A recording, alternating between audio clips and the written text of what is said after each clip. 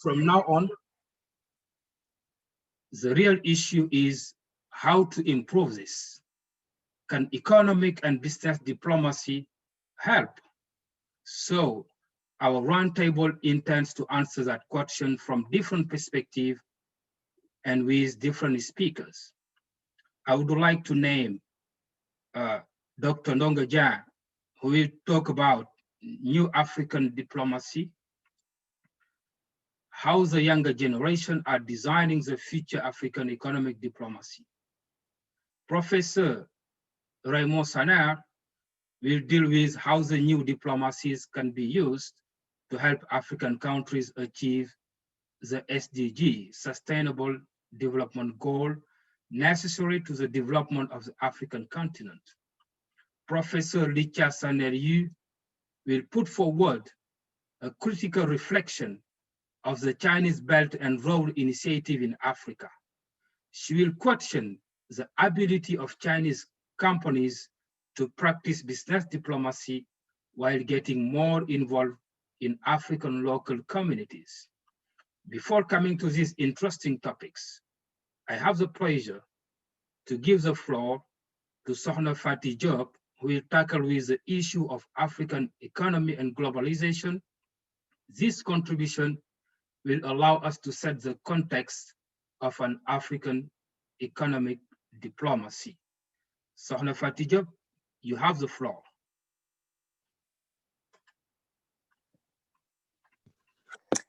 Thank you, Mr. Sidibe. Hello, everyone. I'm Sokhna Faty Diop, and I'm a consultant in international relations and diplomacy. And I'm representing here the High Council of African Business Diplomacy. I am very pleased to be a part of this event. As said by Mr. Sidibe, today I will talk about globalization and especially its impact on African economy. Through these last decades, globalization has been losing its status as the best economic solution for all countries. We are very far from the enthusiasm it created initially, and some are even calling a deglobalization. Actually, more structural matters are threatening the future of our globalized economy. One of the main reasons might be the geopolitical and economic fight between the United States and China. And also, the United States made a lot of unilateral decisions that affected international trade and diplomatic relations. On the other part, the European Union, an historical symbol of globalization, is now fragmented with Brexit. Last but not least, the negative impact of the COVID-19 pandemic has also bring many commercial actors to rethink the idea of establishing a national-centric trade.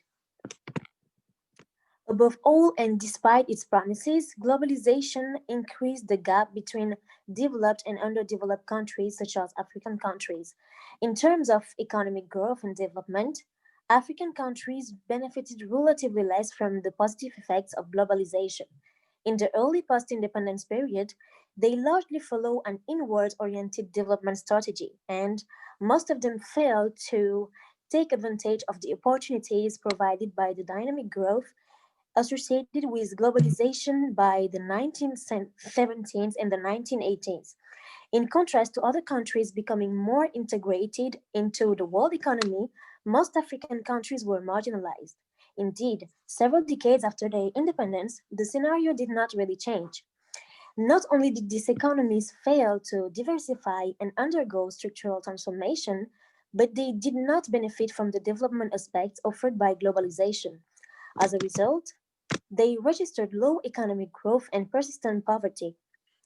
In this context, it's important to see how business diplomacy can help develop African economies.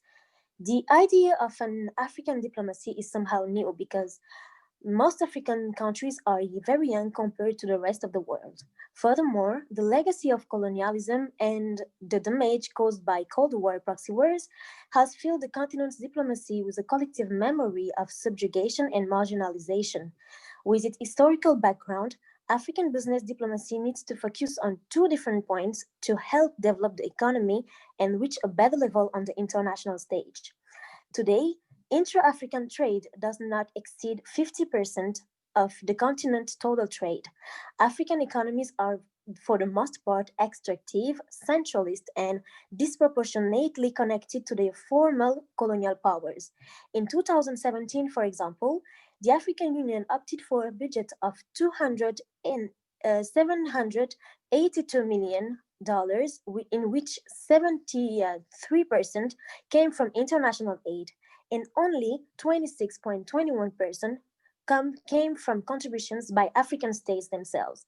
As we can see, the first challenge of African business diplomacy is to improve economic relations between African countries through Pan-Africanism, for example. A Pan-Africanist unity is needed to better integrate African economies amongst themselves and then into the world market. In this spirit and replacing the Organization for African Unity, the African Union was created. It was conceived to be the organ of true Pan-African integration based on gradually improving cooperations between African countries. Much was done in order to improve intra-African trade, and for example, in 1991, the Treaty of Abuja was provided for the establishment of a common continental market by 2025. Yet, all the facts indicate that this project is very far from complete. Unfortunately, after decades of attempts toward national and transnational alliance building, much remains to be done. Therefore, the diplomatic corps should focus on how to establish a new Pan-Africanism that will improve commercial relations between African countries first. On another level, African business diplomacy should strategically position Africa into the international market and enable win-win partnerships with other commercial actors. African economic growth, if any, is not based on innovation or know-how, but mainly on development aid. The reality behind this fact is that since its independence, African economies have not fundamentally changed their underlying structure. The continent has concentrated on the exportation of few primary commodities with volatile prices and demand in the global market. As a result, they struggle to compete with advanced economies, but also to find their place in this globalized economy. In the current context, it's an emergency to review African economic structure and to change the position in the world market. For that, two long-planned terms were set up to help these economies.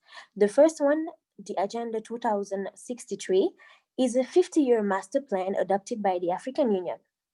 It offers a strategic plan for African countries around 7 aspirations, aiming at Pan-Africanist unity and the representation of a dynamic force in the international arena. The second one is more general and was adopted by all United Nations member states. It's the Agenda 2030. It's a 15-year global action plan set up around 17 sustainable development goals, calling for the eradication of poverty and overall the security of the planet. African business diplomacy is unique, so are its challenges. A new economic structure is needed in order to end the marginalization heralded from globalization and to be a strategic actor in the world market. With these plans and the desire of more and more citizens, diplomats, and representatives to change the narrative, we can only hope for a better economic future for African countries. Thank you for your attention. Thank you very much, Fatih, for your outstanding speech. Okay, and you mentioned several points. You raised several points that are very important, and you put forward also some kind of solution we'll have to discuss later on. Exactly. So let's give the floor to Dr. Ndongo Dieng.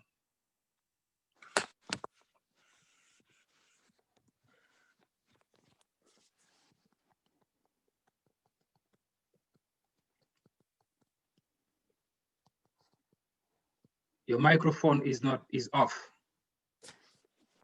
Yes. Excuse me. Hello, everyone. My name is Dr. Ndongo Dieng. I would like to thank the initiator of this webinar, which is an important meeting for the promotion of economical diplomacy between the state of the world. My subject will be mainly based on HSTD, High Council of African Diplomacy, an African organization evolving in the field of African economical diplomacy.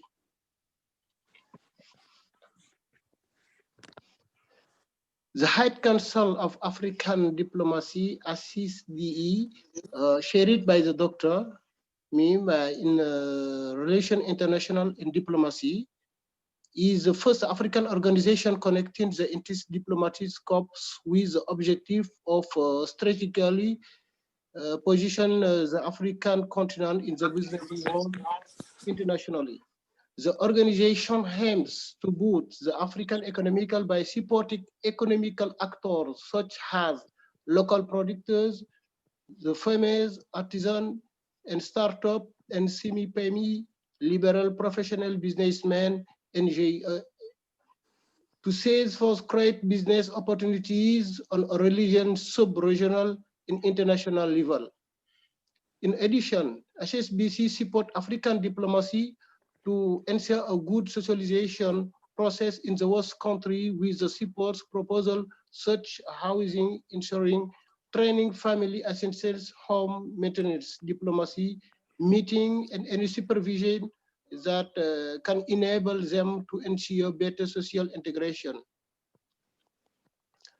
An Institute of Statistics and Technological, Economical, Diplomatical, Cultural, and Strategic Watch for Africa, the High Council of Africa Business Diplomacy, the HSBC, therefore sets himself the objective of being an independent and optical center of statistical study and economical diplomacy and technological watch in the relation to CISA, the Commission of Intelligence and Africa Security Service, located in Addis Ababa in the close collaboration with the UA African Union.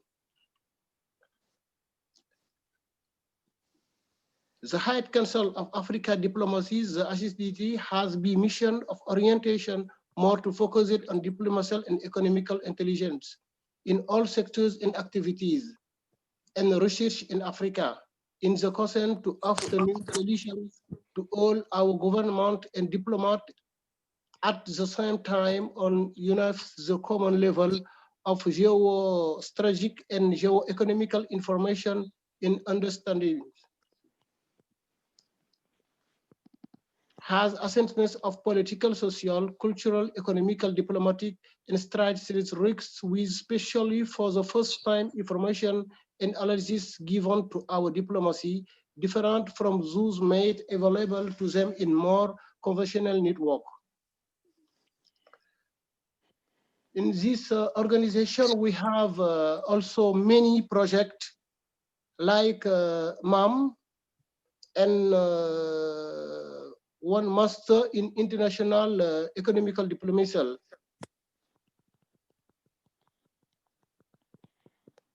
The Chamber of Trades of Paris, French Mayor Association, and HSBC established formation unites in order to deliver experimentation, certification, and strengthen the competence of African farmers and craftsmen.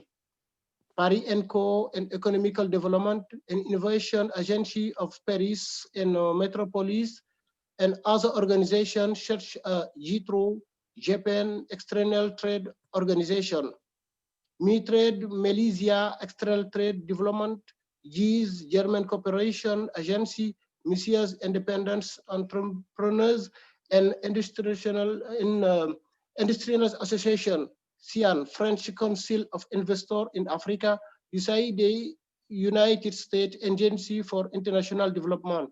In partnership with HSDC, will be working with economical actors of the internationalization of this company into the large market.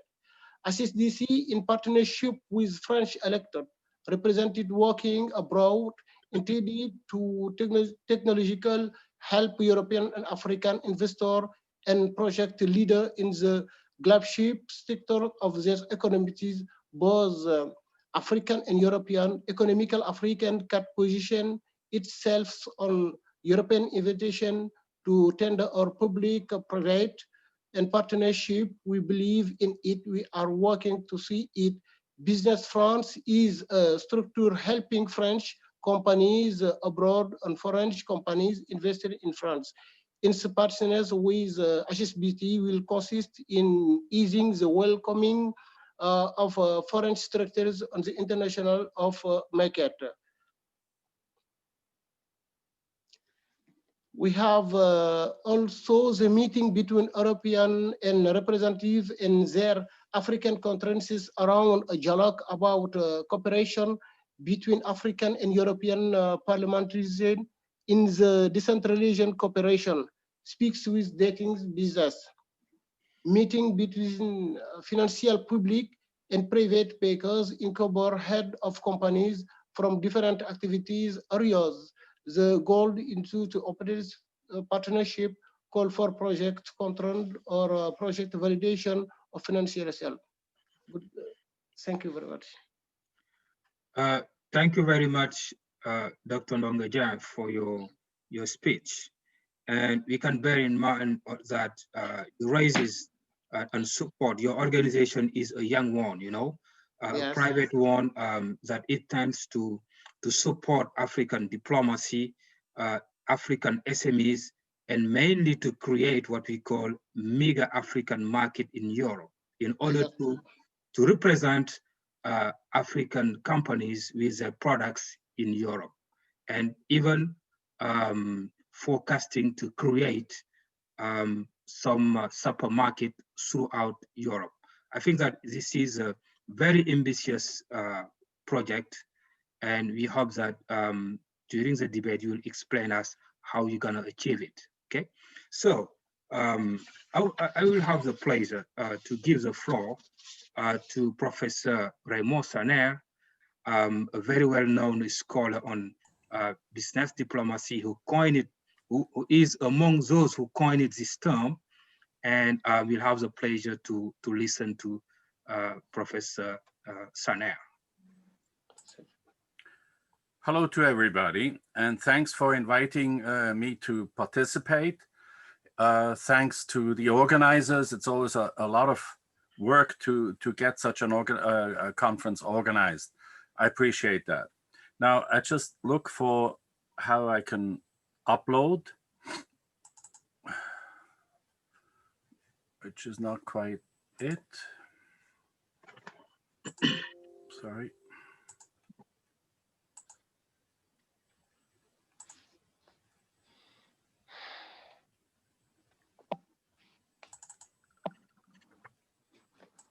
I think now, can you see my first slide? Yeah, we can. All right. Okay. So very briefly, I'd like to just put a few facts for discussion about Africa in terms of infrastructure investment, and how could this be related also to business diplomacy. When we look at Africa just as a continent, it's immense. You see on this chart how other continents are included in the current territory of the African continent. It's immense. And also immense, or let's say just complex, are the current trade agreements that have been negotiated within Africa. Here you just see a few of them. And of course, right now, the process is about integrating all these different bilateral, plurilateral, trilateral investment and trade agreements into the African continental free trade area, which has been signed. It's now been implemented. It's being implemented, but it's an enormous work in progress with great opportunities, and also, of course, a lot of challenges for companies who want to go into the African emerging markets, be it foreign or African companies. Now, just to give you an example about the complexity of, let's say, an African least developed country, what needs to be managed, how many aspects need to be taken care of by a government, which oftentimes is very much limited by the by resources, financial resources, but also by the amount of experts who can guide an African LDC in terms of its international connections. So for instance, when we just look at the government itself, if it is an indebted country, it has to negotiate with the IMF for potential debt rescheduling or go to the London Club in Paris. It has to also be talking to the World Bank to find ways to get World Bank loans and grants that fit with its development goals.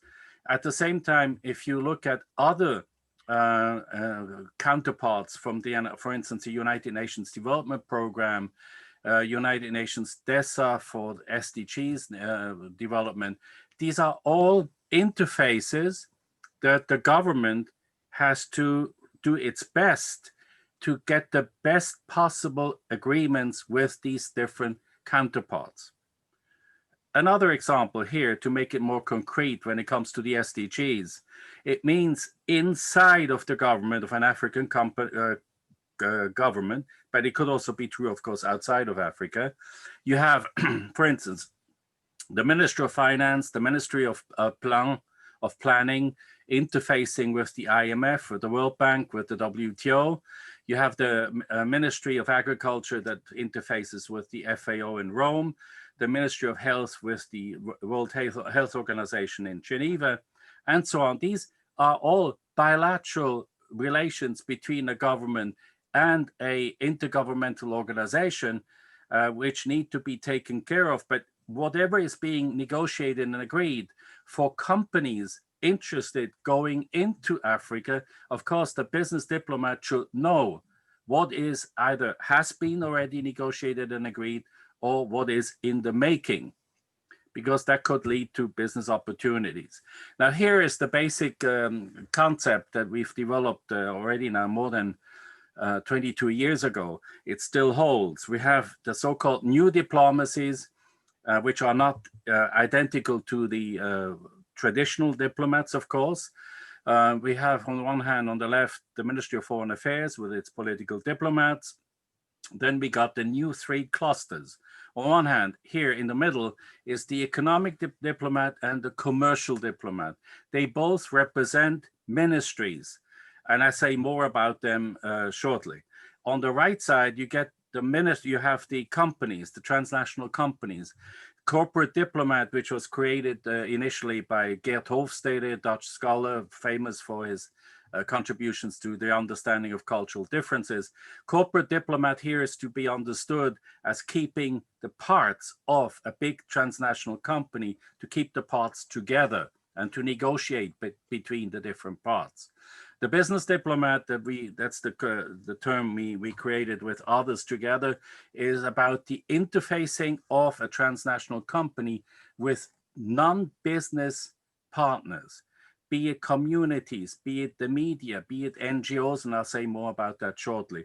And finally, at the bottom also, we have the emergence of civil society and the NGOs, and some of them, Oxfam, WWF, are powerful, big, could almost say, NGO transnationals who are very active in many countries. And I'll give you an example of that with the case of Shell in Nigeria.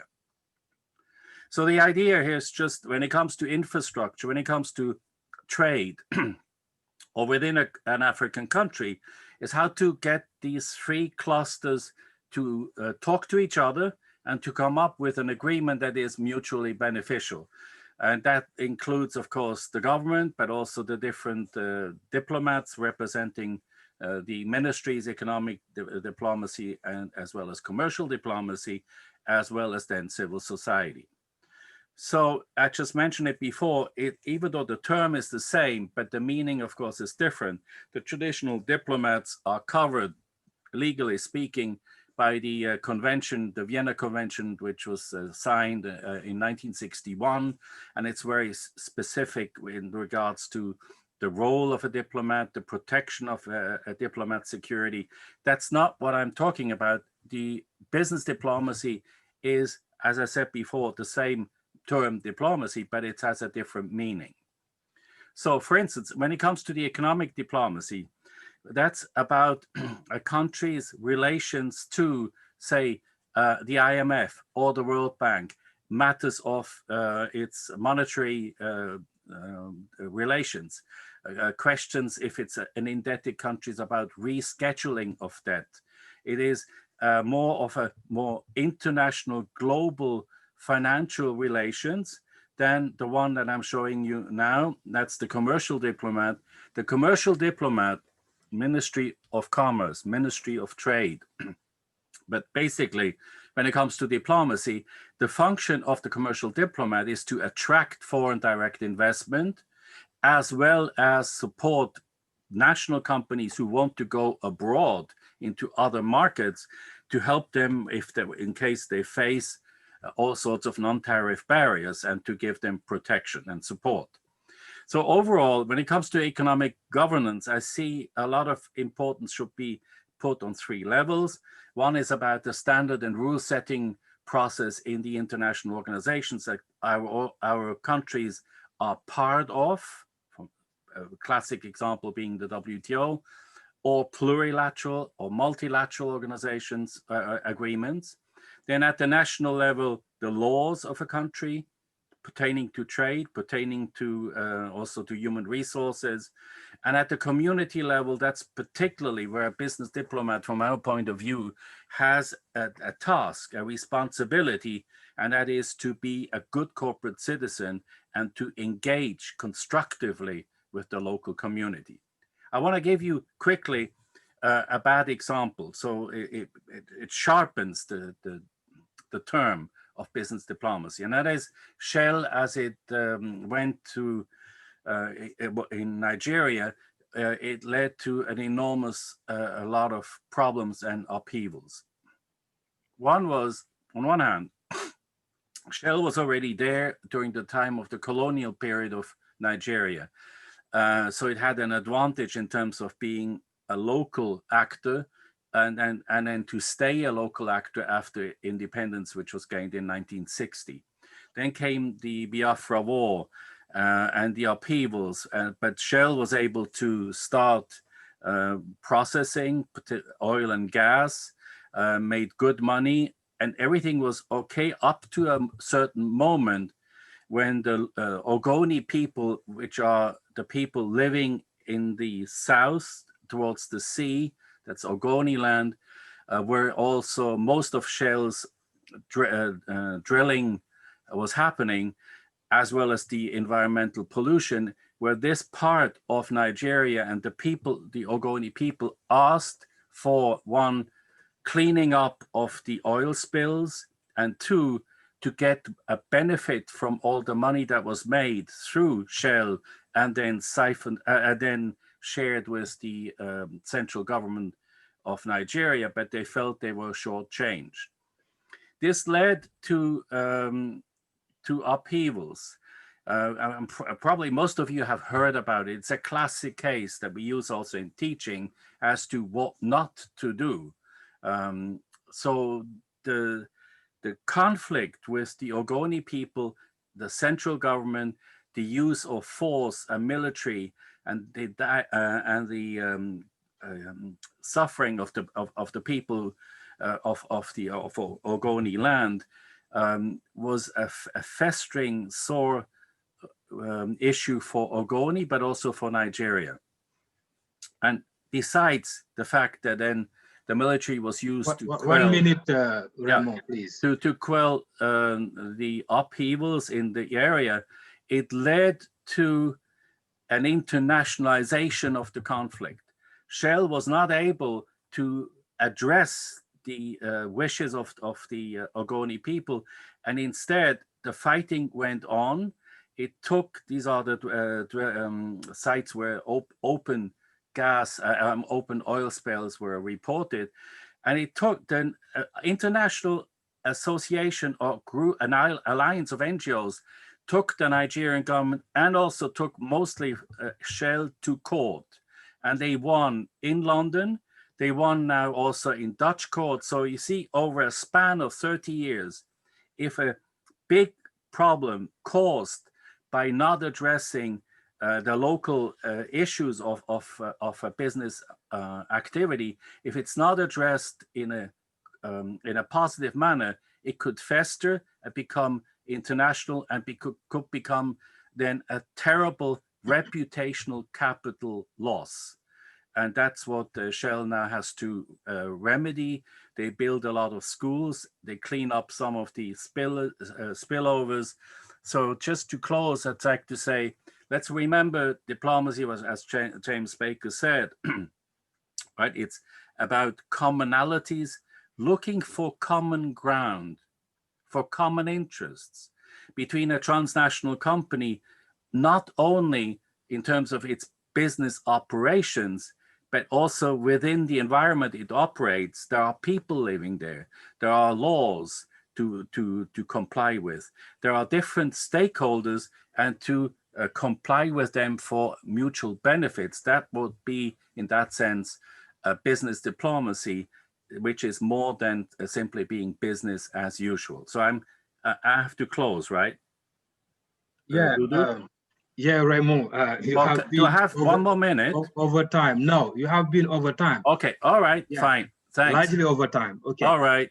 Yeah, thank you very much for your outstanding presentation. You raises very important issues, and what I can bear in mind is a kind of triangle, 3 pillars: civil society, businesses, and politics and diplomats. You know, it's very important to know how they interact in order to develop infrastructure, for example, or other issues in Africa. Okay, and you gave also, you remind us, you recall us the differences that exist between commercial diplomacy, business diplomacy, and economic diplomacy. It is very important. Sometimes we get very confused about all these terms. Okay, so to move, I would like to give the floor to Professor Licha Saneriu, who will talk about Chinese Belt and Road Initiative in Africa. You have the floor, Professor.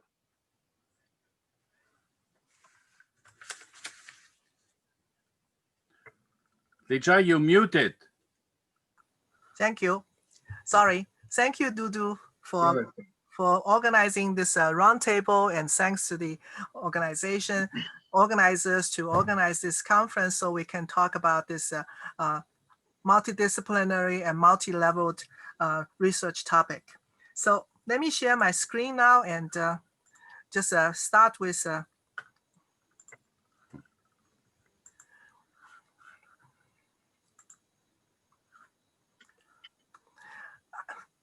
my topic is really try to deal with the interface between business diplomacy and economic diplomacy. Because what you can see is that, you know, the governments are making a lot of effort to organize and to create, you know, mechanisms, treaties, conventions, and infrastructure in order to expand business territory and opportunities. And so the Chinese Belt and Road story is very interesting, and I would like to just sort of in the very short time, 10 minutes, to reflect, you know, to share with you a little bit about the history and also, you know, about my reflection. The thing is, we oftentimes think diplomacy is something natural. You know, if you are government, you know how to do it. If you are, you know, if you are in the company and you study diplomacy and you work at it, you know, that will somehow we will be able to master the art. And I like to say, use this Chinese story to say it is actually quite a long road in order to bring it up. And there are many different definitions in the history. You could see that, you know, early days in China, the Great Wall, we also, you know, that's one of the human heritage that you can see from outer space.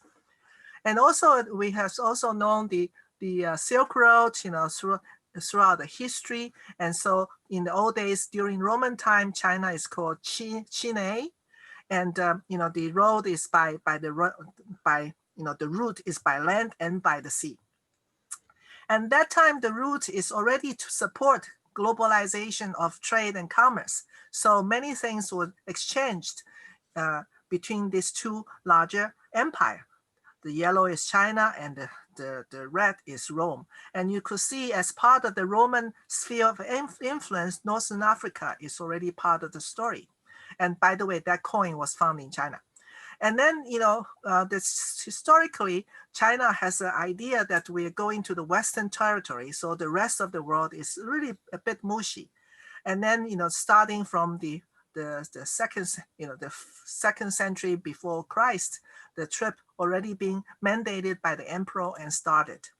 And then later on followed, of course, in between you have many sort of unrecorded historical events and exchange and wars. But if we mark it by individuals, then we say by the 300, by the 4th century, then there's a more exchange between China and India at the least. And Faxian, he actually wrote a book to describe his journey back, journey through India for 20 years and back from Sri Lanka to today's southern China, Quanzhou, and recorded at that time what was, how it was like, in terms of the seagoing of the Arab traders and merchants. And later on followed by the famous monk. Today you go to Xi'an, you can still see the temple or the tower that he sit there for many years to translate the mantras that he brought back to China. And then the famous European that made the trip, is Marco Polo. So he made somehow the, China and its court and its lifestyle very attractive. But as a matter of fact, I think, there was already much earlier exchange between Greek and Chinese philosophers and Indian philosophers at the border of today's Afghanistan. So in this case, talking about today's topic, and this is on record, a gentleman from born in Morocco and was, did a lot of things in Tunisia, Ibn Battuta. He traveled through many places. You could see the map. And at the end, he arrived in the Yuan dynasty of China as the emissary or ambassadors of the Sultan Muhammad of India to meet with the emperor. And then he traveled in the south of China. So you can see from the map that, the traveling, even in those days when you have to use animal, a ship, or maybe a cart, you can already cover a huge space. But the most important, I think, figure in terms of Africa-China trade and contact is the Admiral Zheng He. If you're interested in this, you can read the book about 1421, and that is fascinating. But I think, the term is interesting because to the explorer or to the political elite, the trip to the Western territory or Western oceans is called 下西洋. You go down. Maybe if, from a map point of view, it's correct, but also psychologically, it's quite interesting. And his trip to 7 trips all the way to the Red Sea and east coast of Africa started, as a way to, one is to promote commerce, trade, and 2 is to promote, the political influence and also to talk about the Chinese position in the world. So his first trip consists of more than 300 ships and 28,000 men. And so it was a floating, affair that everywhere he goes, the treasure boat will be opened up and then, to display Chinese ware, which mostly silk or ceramic. But do not forget, in this armada, there are also traders from Vietnam, from all the way to Korea and other places that join in order to benefit from the safety of the trip. Sorry for the quality of this picture. However, you could see the journey that he actually traveled. So China had a moment of openness. However, by the 15th century, the closed door set in, And you can sort of see from those days until 1978, China have gone through periods open and slowly and closing, and was looking for a way how to interact with the world with very, very varied experiences. And the last one, of course, if we look at the 19th century, was disastrous. So by the 1978, China, under the leadership of Deng Xiaoping, that's again an effort of open the door. Let's try it again, because they look across the border, they look at Korea, look at Taiwan, Hong Kong, and Singapore, and the neighbor, and they were shocked by the fact they were actually, through their effort, they were behind. So they figure to go open the door gingerly to the world would actually allow China to learn. And of course, then by joining the WTO was the next important decision 20 years later. Since they become the formal member of WTO, China has now become the second largest economy. And significantly is that last month, the government announced the removal of the last remaining counties from its 2014 list of poor regions. What does it mean by poor regions? Meaning that there is a poverty line set at 4,000 yuan per year, and at the lower than the world definition of extreme poverty, these regions have been removed. So the business strategy 2.0 is One Belt, One Road. First phase was successful, inviting in. The second phase is going out. Now it's about securing the global supply chain and create global value chain as a counterpoint to the known world. But China is interested in influencing the international agenda and also reaffirm its national identity. And the road and map, if you could look at this map, is very similar to the old map that was actually started from Roman time. And if you look at the financial resources mobilized in terms of in Africa, this chart is very telling, because if you compare between the World Bank and the Export-Import Bank of China, the amount of investment is not comparable. So current status in terms of trade and commerce. China has become Africa's largest trading partner since 2009, and it's the fourth largest outward investment destination. And the intention is to promote cooperation and interconnectivity. However, as we know from all the study that we have done about cooperation requires compatibility and capabilities on both sides and good intentions. So we look at what has happened. If Africa has been growing, of course, being very much set back by the 2008 economic crisis, and today again by the COVID. But nevertheless, we can raise the question that economic growth has indeed happened, and what has happened to the gain. Because if you look at the Chinese story, we hope to see trickle-down effect. So the answer is mixed. There are bright spots, but they also, countries are not performing in terms of the opportunities abound. Part of the reason is really the human development of policies in these countries. And so the challenge is, is how to accelerate and creating the enabling conditions so that the firms in Africa, from Africa continent, can compete and can join and insert into the global supply and value chain. And also leverage the opportunity from Africa Continental Free Trade Area Agreement that is creating a huge market as well as negotiation power. So this is where the business diplomacy could come into play. Of course, business diplomacy cannot really reach high directly through negotiation, but that is through better organization and coordination, it is possible to influence. Nevertheless, business diplomacy capacity is not something for granted just because by decree, but rather it has to be built up through institutional learning.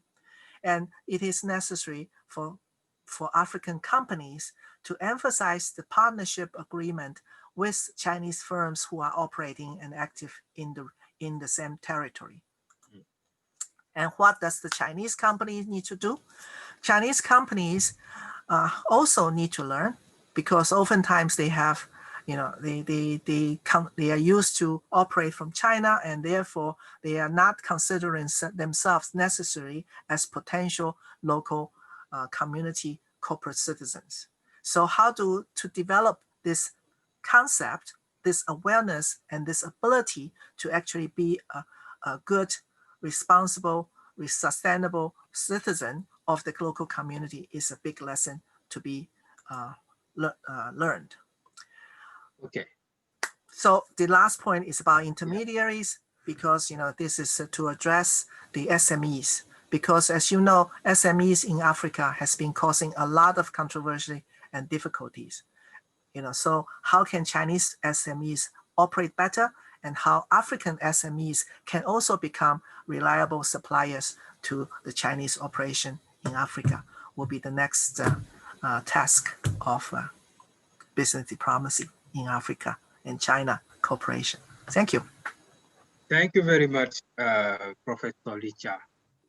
You send back to history to explain the historical ties between China and Africa, and it is important to understand, that in order to know how the future would be between Africa and China. Okay. So China today is a serious challenger to European countries, and is also an opportunity for African countries. We don't have so much time. I would like to open, the floor for Q&A. Okay, those who have questions can ask to 4 speakers what they would like to know.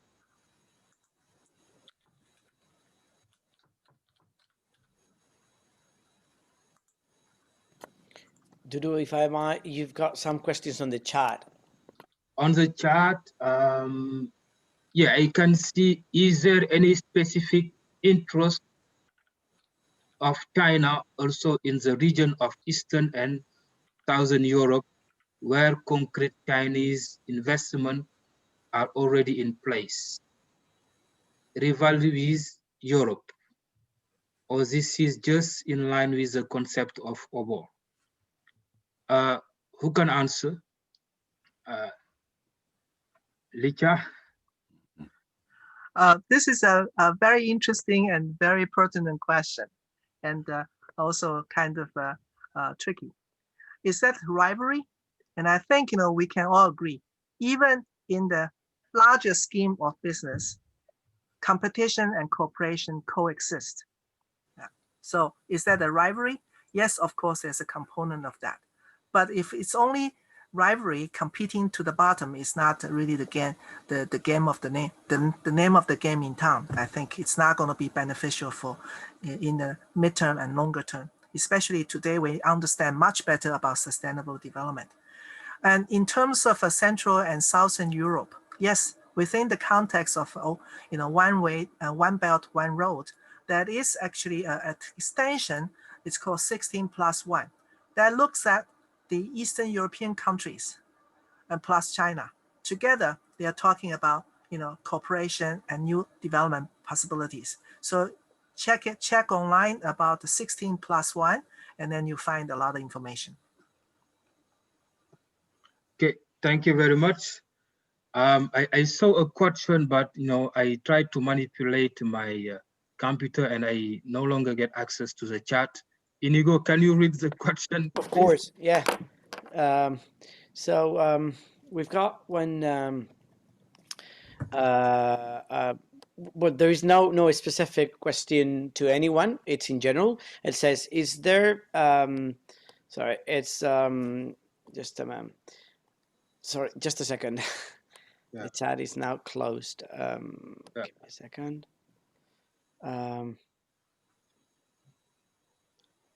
I see it. If I can. Do you have maybe any just read it. suggestions on how to negotiate with Chinese state-owned enterprises in Africa? That's one of the questions. And there is another one which says, it's a long one. I've noticed that North Africa was very much left out of this conversation. Countries like Morocco and Tunisia are notably some of the most developed countries in the African continent in the business sector and all across the board, with a lot of foreign direct investment during the last 15 years. Besides some issues with growing instability during the Arab Spring, these countries are generally more developed and have less levels of crime and poverty. The focus has seemed to be only on sub-Saharan Africa. Do you think that this is due to a bias because of the cultural and racial barriers that separate sub-Saharan African and North African, and the fact sorry, I missed. And the fact that North Africans generally struggle with their African identity and are known to generally have negative views of sub-Saharan Africa. My God, it's just really long.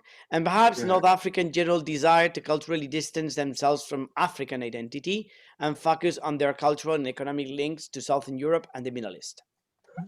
Sorry, that was a long one.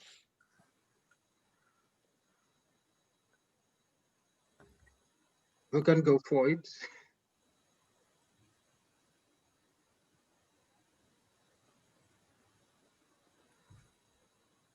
But for the first question, negotiation with Chinese, I think that it's easier for Africans to negotiate with Chinese because Chinese are proposing very cheap products sometimes, and which match the purchasing power of African countries and population.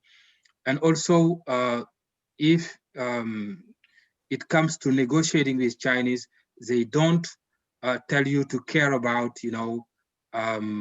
human rights or, cultural issues or whatever. They just focus on business, and Africans sometimes like to negotiate in a win-win partnership, but equal to equal.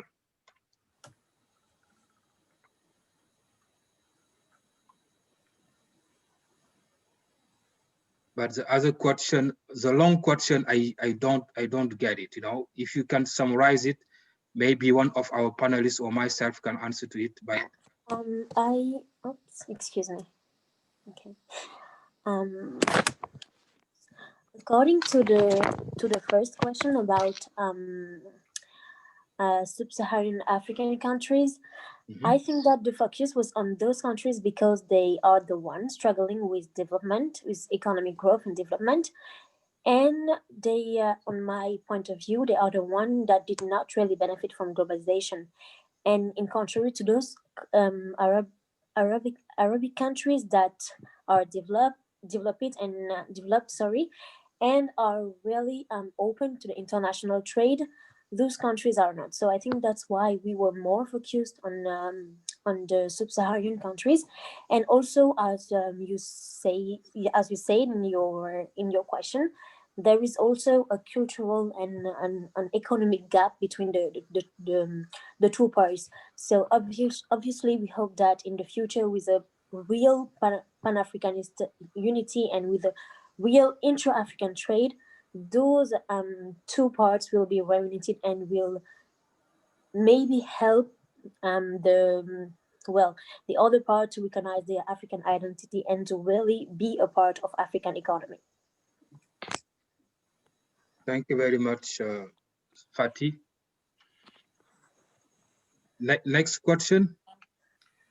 Can I just add a comment? Yeah, go ahead. No, I think, Fatih, you have raised a very interesting question. And I think, just like sometimes we tend to treat Africa as one unit. Exactly. We actually have no idea that about its cultural diversity and its rich heritage, and also, its legacy. So I think, in some ways, if we look at European, seeing from an Asian perspective, European effort of trying to build a European common identity, it took a lot of policy intervention and effort, starting from education all the way to, now we're talking about policy coherence and integration and all that. So I think, this is something to be worked at. And as a matter of fact, to echo the comment made by the previous long question, I think, countries like Tunisia would have a great, role to play as a business diplomat for the rest of the, the continent. And the reason why is that because, vis-a-vis China, but also could be potentially, you don't need to do that with Europe. It's the language, because most of the Chinese, individuals working in the firm coming to Africa, they are not proficient, not in English nor in local language. So that creates tremendous, not only communication barrier, but also psychological barrier. So make the interaction very difficult. And that is state-owned enterprises, private enterprises, small, business. So I think, if we could start thinking about the role of intermediaries more seriously, then we could build up some sort of economy of scale. And then, maybe countries like Tunisia or Senegal has the language capacity. Will have a special role to play in this interconnectivity between different continents, different culture and language group. Just a rough thought. I'd like to add my 5 cents to this. I think the real challenge, from my experience in Africa and China, will be that the governments, the commercial diplomat and economic diplomat, works closer with the African country SMEs and brings them into the package of negotiations that are bilateral between the African country and the Chinese government and the Chinese companies, which are, most of them are public enterprises, so they're close to the government, to make sure that there will be a trickle down, that local companies will be used as a supplier of a different level of value added components that the Chinese companies need for their major infrastructure developments. Because we know from the history so far, Chinese companies tend to bring their own workers, their own financing, their own technology, and do as agreed, as Lija just mentioned before, and see this as a purely contractual arrangement. However, in several of the African countries, they have been also in difficulties, a bit like Shell in Nigeria. Some Chinese companies have been attacked, they are not sufficiently a corporate citizen to have some positive spillover, not just negative externalities, but positive externalities. In that sense, to share more of their know-how and to be partners locally. That would mean the government and the African companies should have a good enough alliance and a strategy to engage the Chinese investor so that it will be more than just simply to get a job done as efficiently and as fast as possible. Yeah, thank you very much, Raymond. I think that Inigo, we are out of time, time is over. Okay, yes. I will conclude very briefly. I would like first to thank all of you, okay, Professor Licha, Professor Saner, Fatih, and Dongo, for this very interesting roundtable. You raises a very interesting point that will still be debated in the coming years, because many reports position Africa as a continent with a brighter future. And many factors confirm this statement, okay, because we are achieving a kind of democratic peace that is necessary to business. And in the future will be 2 billion in 2050. It's a huge market that can attract a lot of companies, but also that will allow African trade to develop internally, okay? And I will hope that economic diplomacy and business diplomacy, as well as dynamic and inspiring young leaders will definitely contribute to that. Thank you very much for attending, and it is, as usual, a great pleasure to attend Hub's conference and Inigo. Thank you very much. Thank you. Thank you. Thank you very much, each one of you. Has been a fantastic session. Thank you, Dudu, for your moderation. Thank you very much. We're gonna have lots of things to think about, and this is a very good. This is a very good example on how when we put the specific case